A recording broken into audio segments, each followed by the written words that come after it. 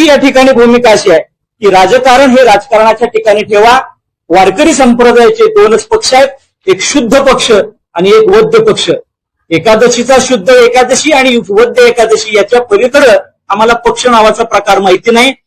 वारकरी संप्रदाय जो काही देवदेश धर्माचं काम करतो त्या देवदेश धर्माच्या विचारसरणीला अनुसरून जे पक्ष काम करत असतील त्यांना त्याचा फायदा होत असेल आणि जे त्याच्या विरोधात वाटचाल करत असतील त्यांना त्याचं नुकसान होत असेल. ज्यांना आपल्याला राजकीय फायदा व्हावा वाटतं त्यांनी धर्माच्या कामावर यावं. आम्ही कोणाला थांबवलेलं नाही, आम्ही तर कोणाला निमंत्रण दिलेलं नाही की या पक्षाने या पद्धतीने काम करावं. ते ज्याची त्याची राजकीय भूमिका स्वतंत्र असली पाहिजे.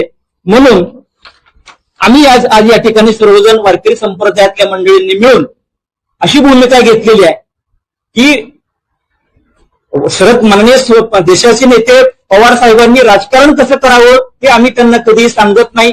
त्यांनी कुठल्या पक्षाशी युती करावी, कुठल्या पक्षाशी आघाडी करावी, देशासंदर्भात कुठले निर्णय घ्यावे, आमचं अजिबात त्याच्याबद्दल दुमत नाही. आम्ही त्यांना कधीच राजकीय सल्ला देणार नाही.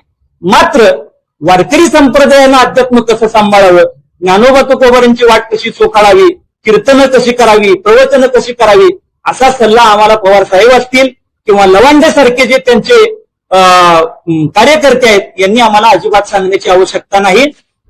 देऊन या जीव वडिले साधीवर ठाव. आमच्या वाडवडिलांनी या संप्रदायाच्या जतन संवर्धनाकरता आपला जीव दिलेला आहे.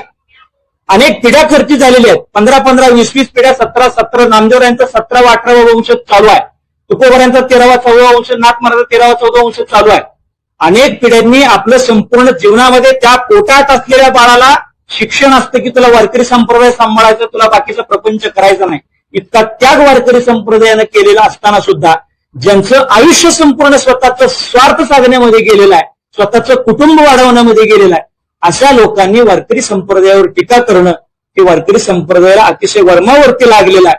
आणि याच्याही पुढे जाऊन सांगतो की घुसखोर हा जो शब्द आहे तो अत्यंत चुकीच्या पद्धतीनं संतांचा अपमान करणार आहे. संतांशी क्षोभही कोण्याही प्रकारे त्याचे बरे नवे उभयलो की अशा पद्धतीची संतांची वचन आहेत. आम्हाला संतांनी सांगितलेलं आहे, एक वेळ लक्षात ठेवा, तुमच्याकडून देवाची निंदा घडली तर चालेल, पण संतांची निंदा घडली, देवाची निंदा घडली तर संत वाचवतील, पण संतांची जर निंदा घडली तर तुम्हाला देव सुद्धा वाचवणार नाही.